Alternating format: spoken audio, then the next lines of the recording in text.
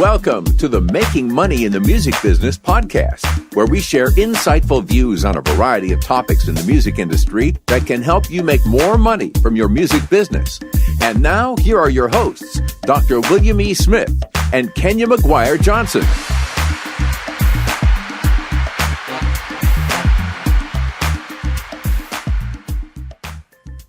Hey, Kenya, we are back. We're back. And we're back. And we're back. And we're back. I always want to sing, but I'm not gonna.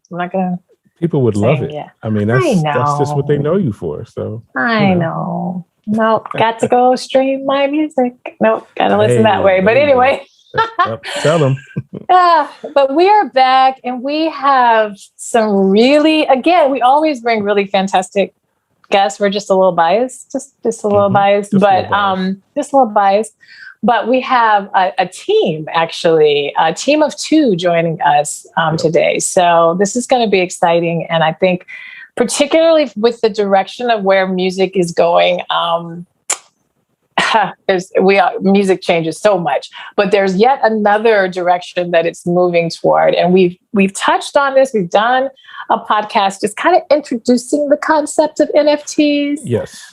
Just kind of back to that. You can do a search on our website, and you can type in NFTs, and you can get sort of the introduction of it. But that was just the intro. But today we're going to dig a little bit deeper. But before we do that, Will has our music tip. So you really need music for that. You need a song. Right? Yeah, I need to throw in a little track or something. But no, this is actually timely, and it's something that came about, I guess, past couple of days for me. And it's branching out into the unknown. That is the music tip for the day, is branching out into the unknown. We always do that. Okay. I know you were like, hallelujah, this is what I do. But getting out of your comfort zone can really help you change what's happening. If the familiar is already creating what you already have. So that's the familiar, that's what you're used to. And if you want something different, you have to do something different. And that requires getting uncomfortable and getting into a different space. And I really credit Joe Dispenza, actually, for helping me. We got to get Joe on our show, because I think we're endorsing Joe so much. Yeah, if anybody knows Joe and just has him come on, that would be awesome. It fits all of this, but it's an amazing approach. But the way he talks about it just makes it make sense for me for some reason. And it's just getting out of your comfort zone. It creates the energy for new things to happen and bring you into the level that you're trying to get to, because that's the only way. Out of chaos comes order. And so, but you have to step into the chaos. You can't be afraid of it. You can't, shun it, rail against it. You have to embrace it and then allow it.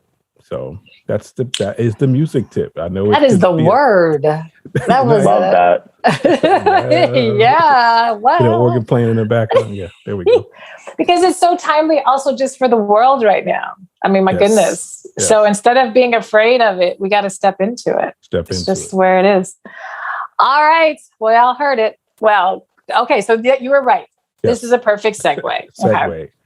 And I will introduce our guests today. So we have two fantastic guests. They're co-founders of an amazing company that is bringing NFTs to the marketplace, but not just only NFTs, it's the music NFTs. And they are very credentialed and have serious music pedigree. And we will talk about that in the podcast. But welcome, Adam and Josh. Adam Feld, Josh James. Yes, hey, welcome. Thanks for having us. Absolutely. Thank you for having us. By the way, I was thinking, Kenya, when you said you wanted to sing, that no one wants to hear me sing. I'll tell you that right now. So you won't hear that on this podcast. Are you sure? Okay. No, even my wife, when she hears me in the shower, she's like, "Please close the door." That's too much for me. So. Well, we put people, you're going to start feeling very comfortable with that. So if you just feel the need, you just know that this is a space you can do it. So, all right. I need a voice filter and a video filter then for my Zoom, God. so. Yeah, let's do the filters. That's what we can do. No video filters either. Well, this is really exciting. You two are the co-founders of OneOf. I love that title. Am I saying that right? Because I'm like, OneOf? Yes. OneOf. Yeah. How do you all say it? No, just OneOf, like one of one, one of 100, one of 1,000.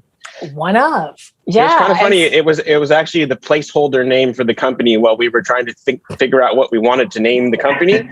And then after a month, we were kind of like, we kind of like that name. Right. And then we were able to get the domain name oneof.com and here we are. So. I love it. I love it. And I think, again, kind of to what Will's point is and how we're moving into these new spaces. And I just think it's very apropos, like one of something new and one of something actually quite big that's really growing and proliferating. So what we would love is if we could just hear a little bit more about. Obviously, we want to hear about what OneOf, because people are wondering, like, okay, well, what is that? And NFT. And so just a brief kind of explanation of OneOf and your involvement with NFTs. And then we'd love to hear just a little bit more about each of your background.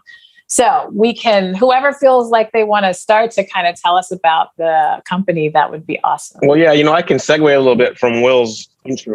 Tip of the day. Which was stepping into the unknown and sort of getting out of your comfort zone, which is sort of the sort of story we like to tell at OneOf. Is our third co-founder, Lin Dai, called me up in January of 2021. So just this year in January, and went on a 5-minute rampage about how he and I needed to start a music NFT company. And he just went on and on and on. And he finally stopped and took a breath. And I said, Lin, what the are NFTs? Because I didn't know what an NFT was. I own some Bitcoin and a little bit of Ethereum, so I'm familiar with crypto a little bit, but NFTs was out of my wheelhouse. And so, the more he talked about it, and the more I realized that it was something that I could grasp, and then that made me realize that there was something here for everybody. Because the whole idea behind what we're doing is that NFTs are not for crypto heads. It's not for people wearing Star Wars t-shirts, going to Star Wars conferences, and it can be for regular music fans too. Sorry, I love Star Wars, but I always make fun of them like that. And so what we're doing is trying to democratize the space. We're taking fun collectibles of artists that people love, selling them for $5, $10. We do have ones that sell for very high amounts. But we make it very, very simple. You can purchase with a credit card. You can sign up in about a minute and a half. It doesn't, you don't need to know anything about blockchain. It's just a fun fan experience. Yeah. That's helpful. There's the quick explanation. Yeah. So Josh calls me after he says what he said to Lin, and I said the exact same thing to Josh. I said, what is an NFT? Right. And I would say that the last 10 months have been an education like I've never had in the music industry. I have consistently gotten more and more excited about the application of this technology to the music industry and specifically to artists. The music industry has relied for, well, I'll start with this. I've been working with Quincy Jones for 18 years, and Quincy is a legend. Yeah. And, the reality is he got excited about this almost immediately because he loves new technology and he loves anything that can help artists.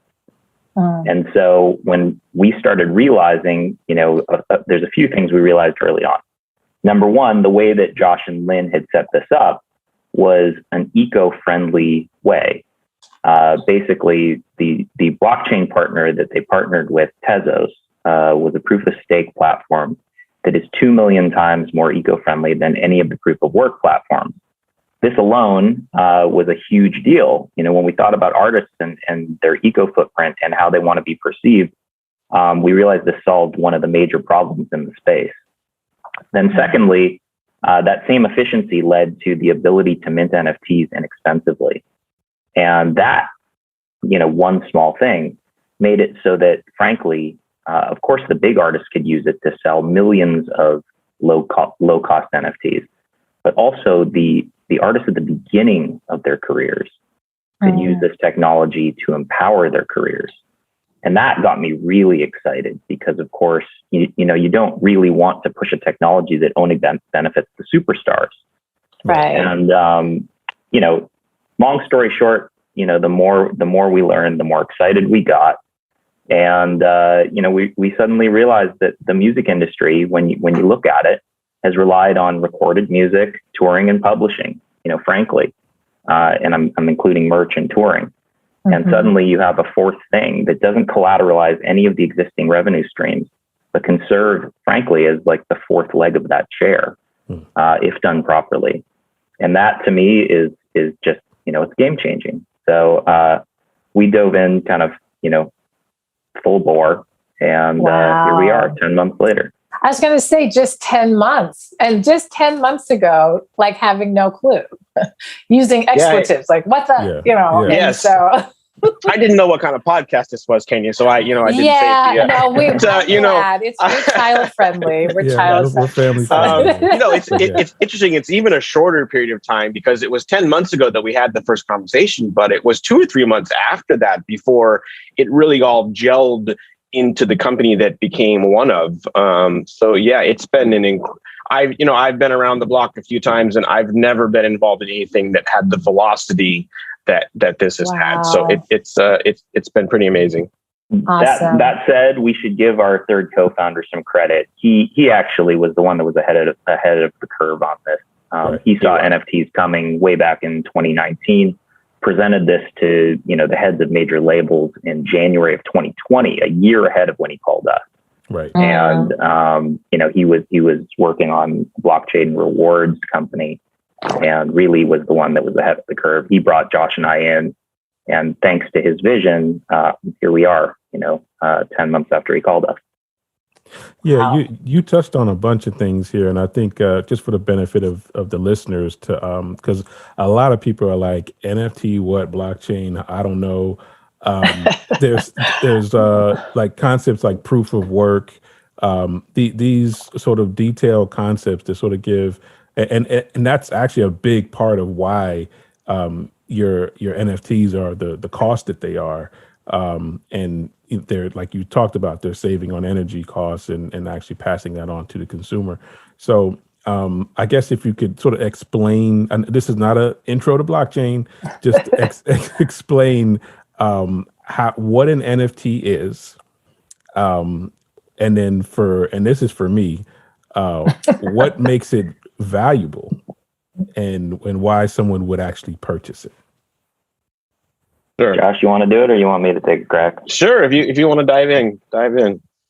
Okay. The technology solves a pretty fundamental problem, and that is that, in the digital world, in the physical world, there's always been scarcity. In the digital world, it's often been harder because you take any type of digital file, it's easy to copy it. This simply uses the technology that enables cryptocurrency to securitize single ownership of a digital asset, right? And that can be done in a variety of different ways, but thereby creating scarcity. And when you can create scarcity, of course, you can basically create a full value chain. And that one ability alone is what gives the NFTs value. So hopefully that answers your question. We have a really good video called Introducing OneOf on YouTube that goes into this very, very simply. Yeah. Sorry. Go ahead, Josh. I was going to say there's an ironic twist, which is, yes, you think, oh, it's a digital copy, but you can make more digital copies. And that's true. But the weird thing about it is that it's real life that has fakes. The fake Louis Vuitton bag, the fake Michael Jordan card. It's actually much easier to do fakes than in real life. On the blockchain, you can tell exactly how many of something there is, and is this one authentic or not. So it's an interesting twist because it's actually on the blockchain in digital that you can prove something is not fake, much easier than in real life. Yeah. So that's the interesting twist on it all. That's perfect. That I find fascinating. Twist. Yeah, that's like if you have a Van Gogh painting, then you don't know because somebody can be really good at faking Van Goghs, and they can fool anybody. But this way, nobody can be fooled that this is the actual. That's exactly right. Correct. Awesome. Yeah, no, so we're all in school still. I'm attempting to learn this more. I've been jumping on Clubhouse rooms because they have a lot of NFT discussions on Clubhouse. I don't know how active you guys are on. We're doing one tonight. Yep. Oh, wow. Well, you might have been. Please join us. I know. I was going to say, you might be on the one that I've been listening to. I mean, I'm like, wait a minute, let me think back. So, but you had mentioned, Adam, you said, and I wrote this down, that, and this is where I think I've been stuck, is that, well, this is magic for the mainstream, for people who are very well established artists, but those artists who are just trying to get themselves wet or just beginning or more moderate, how can they really benefit from this? And so I would love for you said it's empowering. Could you explain a little bit more how so? And because a lot of our audience is going to be more of that, obviously, independent and growing. Absolutely. Well, the bottom line is, if you go right now to mint an NFT and you're going to do it the way that most people are doing it, you have to incur gas and minting costs. I won't go into that, but the bottom line is that is what it costs to create an NFT. And if that cost is, like it was last week, $456, right? I saw this on Twitter, someone complaining about the gas and minting costs being $456. An independent artist can't use that, right? You paid $456 to create an NFT. What are you going to sell it for? $1,000 to make $544? Right. The reality is that is not workable. That works for the mega artist that is releasing $1 million NFT. Then the $456 or whatever it is doesn't matter, right? Because it's just a small flash in the pan. Well, we partnered with Tezos. Tezos is a mature blockchain that's been consecutively running for 3 years, and it's a proof of stake platform. We talked about proof of stake versus proof of work earlier. Basically, the bottom line is it's computers rather than humans doing the verification. What that leads to is basically efficiency, which allows for low-cost minting. So what we are able to do is allow artists to sell NFTs with margin, right? Like 98% margin at $1, right? That makes it so that the independent artist can release 5 NFTs for $5 each and pay for a specific thing that costs $25. That makes it so that the independent artist can monetize their first 1,000 fans and do $100 NFTs, have enough margin to pay for their first music video, right? This is what this is one of the things that we were excited to solve, because we don't want this to be about the superstar artists only. That doesn't mean that we don't want to work with superstar artists. You guys are seeing us work with superstar artists. That's how we started our company. But the long-term vision is to empower artists at every single level. Now, that's on the artist side of things. Then you look at the fan side of things, right? The fan side of things, if your cost is $1 million for an NFT, who participates in that? Right? The reality is that's the crypto whale, right? That's not the music fan. Right. And so by the same token, we are allowing musicians to empower their careers, but we're also allowing fans, rather than just crypto, whales, to be part of the fun. And there's so much that can be done, right? You start thinking about gamification, you start thinking about rewards, real world redemption, right. All of these things. And the bottom line is, the future is wide open, and we're just only beginning. Well, you just stepped into the next thing I wanted to actually help you all plug, the current releases that you're doing. And you also did an awesome job. I had 4 questions, and you answered them all in one. And I'm like, wow, okay, what am I going to ask? I was going to ask you why the Tezos blockchain, and you just completely, answered that. You answered that. Yes. Yep. And then how can artists make money from the new product? And bam, you just answered that one. That. So you talked about how to gamify and real world interaction between acquiring tokens and NFTs. So tell us about this collaboration with Alesso. Alesso is actually doing his one-of-one just dropped this morning, actually, it has a little fun twist to it, which is it's a song that's taking place in 4 chapters, and it has a whole really fascinating video that comes with it. And you get a VIP experience. He has a residency in Vegas. You get to have a whole table. But the really fun, interesting thing is that you get to go to space, like literally not the NFT, but you win a ticket to go to space if you buy the OneOf NFT. So my wife, again, she keeps coming up. She says I can't bid on the Alesso one-of-one. So yeah, no, it's amazing. Alesso has been he's been fun.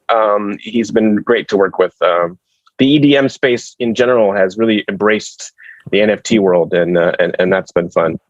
Yeah. Awesome. Alesso's management has also been amazing to work with, Adam Chavez and Mo Shalizi. And, they've just really helped us turn this into something that's more than just, a random NFT. Right. Yeah. And obviously the idea that you buy an NFT and you get to go to space. It's crazy. A pretty cool idea. Yeah. But, the low prices, this drop is a good example of it. It's not just superstar musicians not wanting to sell only $1 million things, but it's a bad look. Like if you are a musician and you come to the market with something that's $5,000 and up, you're not really giving something to your real fans, and your real fans are going to be like, why did you come to the market with this product that I can't even afford? Exactly. And so we try to make sure that there's a very wide range of price points for every drop that we do. And Alesso did that as well, which has been great. Yeah.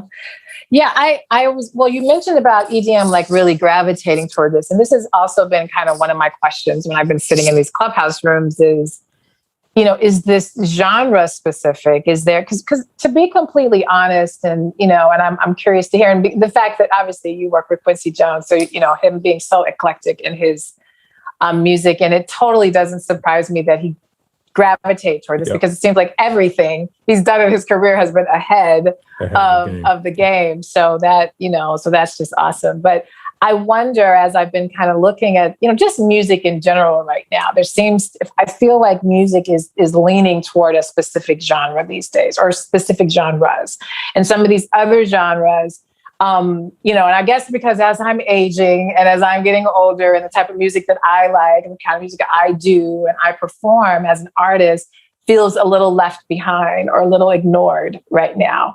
And so I'm curious, do you feel like NFTs is a space, because again, thinking of the audience at this point, is a space where, diversity in terms of genres of music, yes, any style of music, this is great. You're going to be able to get your fans over there. Or are you, is the reality something different? So just some thoughts about that. The access, I guess. I love that question. I've spent most of my career managing, frankly, avant-garde jazz musicians.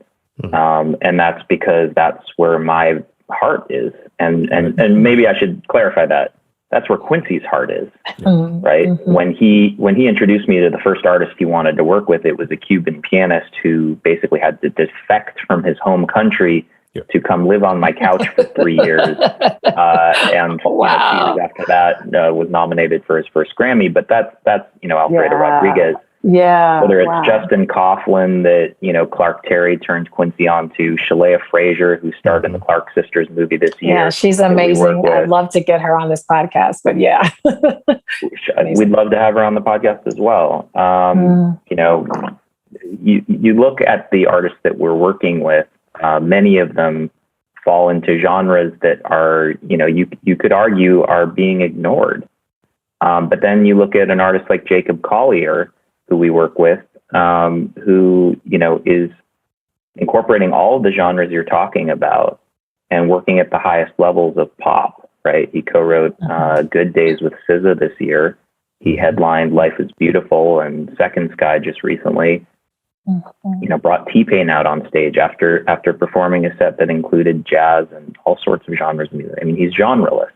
Thelonious Monk said to Quincy in a note that Quincy has hung on his wall, and I'm going to get the exact wording wrong, but may you be the artist to decategorize American music. And Quincy's tried his entire career to work outside of genres and really just follow his goosebumps. This is an amazing way to go about music because it doesn't ignore real music. And so what I'd say is, I do really, and I know Quincy shares this, we're really passionate about making sure that this technology doesn't just benefit, the superstars and or specific genres.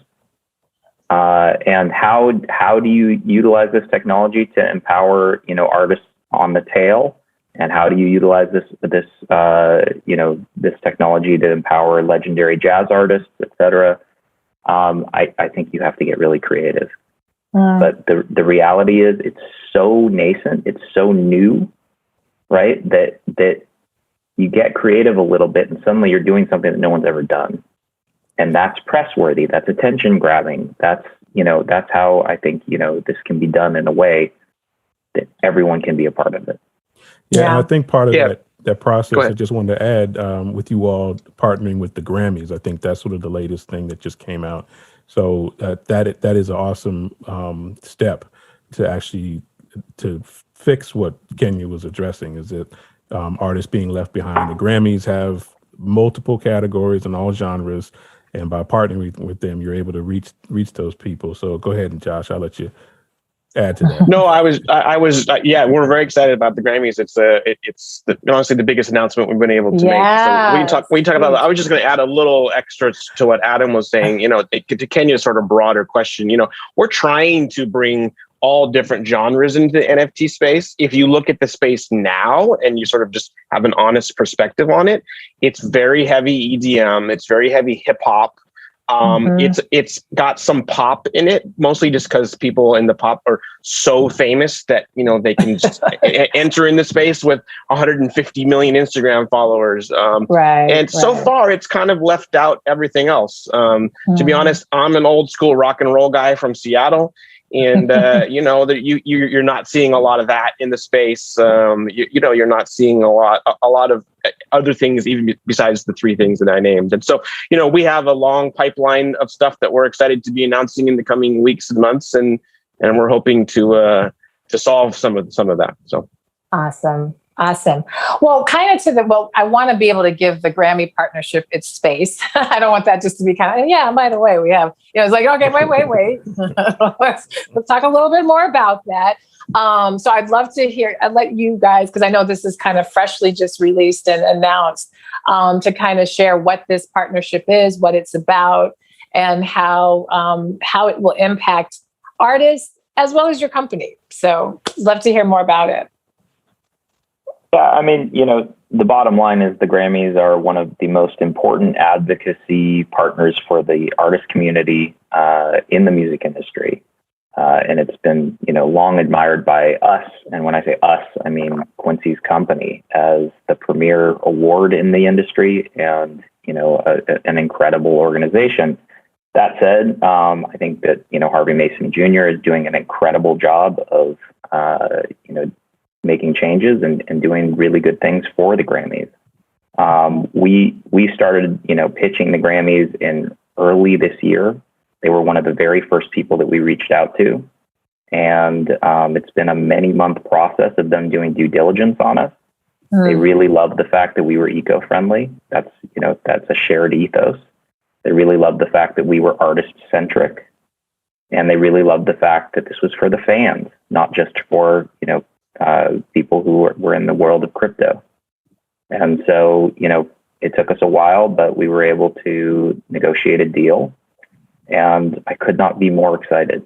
It's the sort of thing where I've wanted to work with the Grammys my entire life, and this is a really cool way to do it. Yeah. It's also, it's from just a business standpoint, it's an incredibly important thing to be able to attach yourself to. The Grammys is the industry in many ways, and getting their blessing has a bit of a halo effect for our company. And not just our company. I think NFTs in general.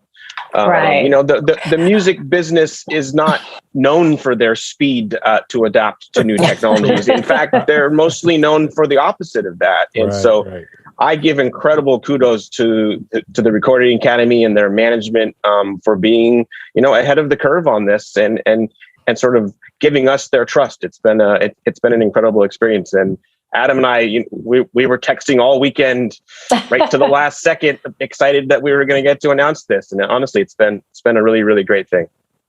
That's awesome. perfect. Yeah. No, and just for the audience, just to kind of put it in, in context, basically you guys are going to be creating kind of these NFT collectible experiences now for the actual ceremonies of the Grammys, correct? Am I saying that right? I want to make sure I'm saying it.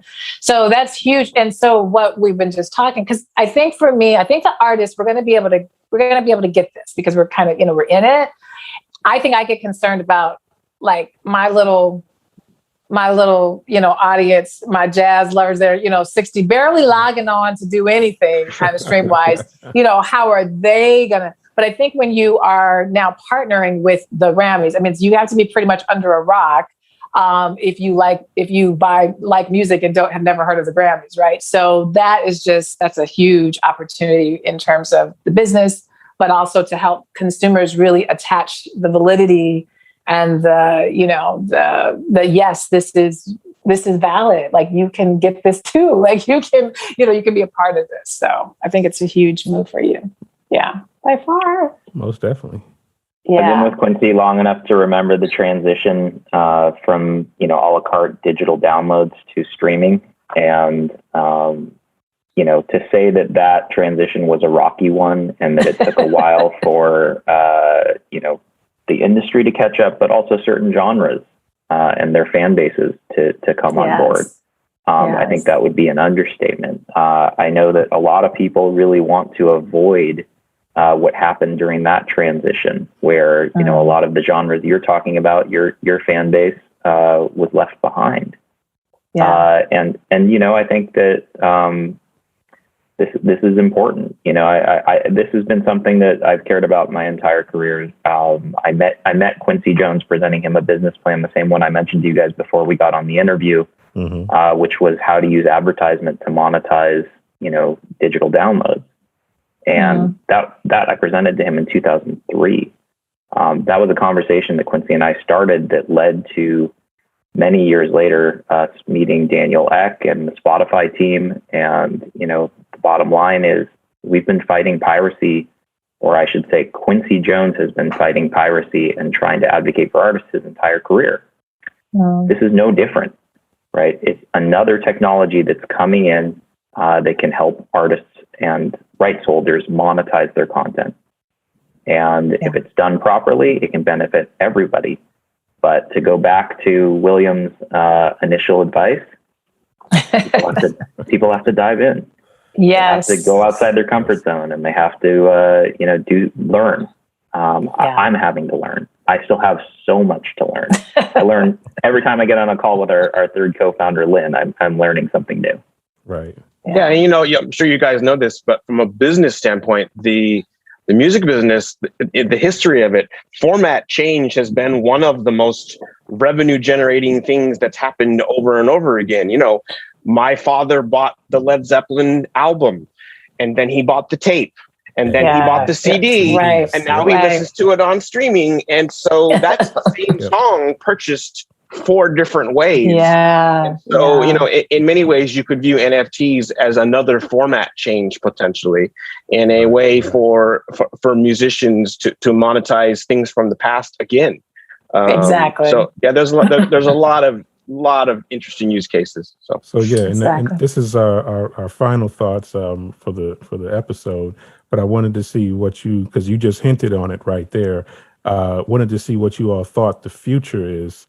Because we're in the future now with the NFTs. I was like, we're in it. Wait, hold on. What is the future of NFTs? Would it possibly be the exchange medium for digital downloads? Is that where we're headed, or what do you think it's going to change into and develop into?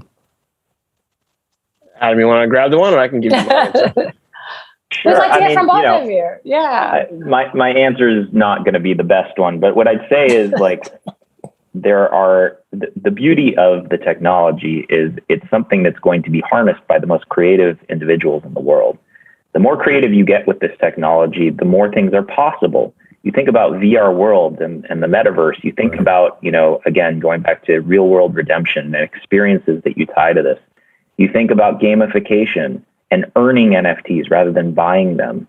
And what you can do with your fan base. There are a million possibilities. And that's where, creative people who are more creative than Josh and I here are going to figure out ways to make this really fun for the fans, really productive for the artists. And if they can do it in a way that's not, harmful to the environment, then suddenly, this is something really great. Yeah. My answer is similar-ish, which is, he said a lot of words, but mine is, I have no idea is the answer to the question. But the twist on it for me is that it definitely will create a fan-artist relationship that will change because they are aligned in an interesting way. The music business, artists sell things to you and then you consume it, and then they sell you something else and you consume it. Now they can sell something to you that you go along for the ride. Meaning, if I'm a new artist and you buy my first 1,000 NFTs and 3 years later I win 5 Grammys, that NFT you bought 2 years ago is the Michael Jordan rookie card for that artist and has potentially gone up in value. And now the fan gets to go along for the experience, and you're buying something that retains the value. It's not just a consumable good. It's something that you get to own and have an ongoing relationship with. So to Adam's point, creative people will figure out way better ways to use that than Adam and I will. And we have a platform and a marketplace for them to do that. That's really our business. And that's where I want us to just land the plane. Is how can artists work with you, or how can they? Because I think this is really inspiring. And every time I learn just a little bit more, and I'm like, So yes, how can they work with you, or can they? We have started as a curated platform. You can reach us through our website if you have an idea of how to work with us. What I will say is the long-term vision is to empower any artist who wants to work with us. And so, stay tuned. Yeah. So we'll have your website and all of that in our show notes. Social media, are you guys, I know, because this is young company. This is young. So I assume that's all there. Maybe you could share that real quick, how they can follow. Yeah. Yeah, the website is oneof.com, ONEOF.com. And our socials are all OneOf NFT, at OneOf NFT. So definitely come follow us. Yes. Awesome. Follow them indeed, and get on this. And if you're still like, so now what's NFT? If you're still there, go to our website. We have, like we said, we did an intro kind of podcast and really kind of broke that down more. This clarified everything for me. I'm good now. I'm actually, you all have explained it the best I've ever heard anybody explain it. Yeah. And thanks, William. This is, I'm sold. I'm good. He's good. Yes. So, and we want our audience to feel comfortable too. And so there's a lot of, I'm hoping now with these different partnerships, and as you guys are growing, we can, I'm a musician, but I'm also an educator, and Will is an educator too. So I'm really, really big on helping people make things accessible, which is why we do the podcast, so they can digest and learn and get a little hand holding. So, I'm sure there's going to be more opportunity, to learn this. But in the meantime, make sure you guys are checking it out. So thank you so much. It's been an honor, really. Honestly, it sounds like you guys are probably quite busy. Oh, we appreciate it. It was a fun conversation. Good. All right, William. Another great podcast. Another great podcast. Another great one. And we'll bring in another great one in the following week. So thanks, guys. And you guys make sure you check them out. The information will be in our show notes. And we'll see you next time. See you next week. Thank you all for listening. Bye. Thank you for listening, and we hope you enjoyed this podcast episode. Please subscribe to our podcast on your podcast player and leave us a rating and review. Also, please leave us a comment on our Facebook or Instagram page. And if you would like to contact us about a specific topic, you can email us at 3mbpodcast@gmail.com.